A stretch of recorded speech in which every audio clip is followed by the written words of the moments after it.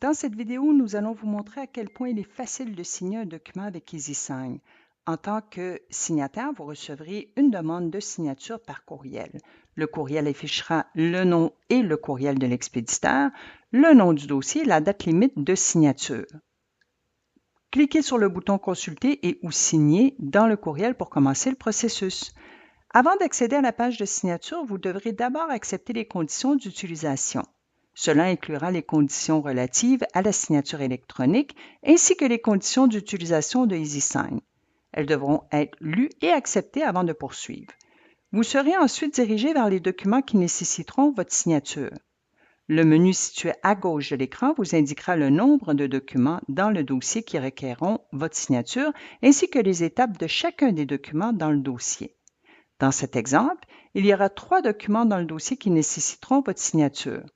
Pour débuter la signature, vous n'aurez qu'à cliquer sur « Commencer » et être dirigé vers le premier champ de signature. Pour signer, vous n'aurez qu'à cliquer sur le champ de signature. Dans cet exemple, vous serez le seul signataire.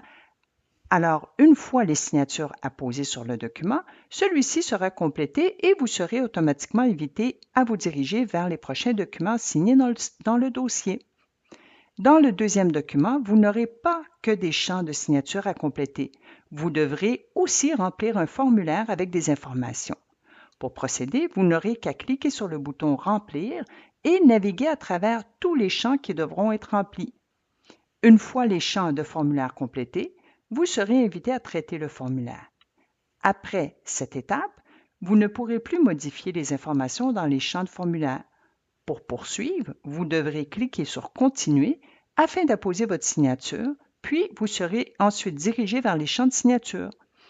À cette étape, dans le menu situé à gauche de l'écran, vous pourrez voir le statut et l'étape des documents dans le dossier, soit que le document sera complété, soit qu'il sera en attente d'autres signatures ou qu'il requerra encore votre attention. Pendant le processus de signature, vous pourrez accéder aux différentes options disponibles en cliquant sur le bouton « Action » situé en haut de la page, à droite.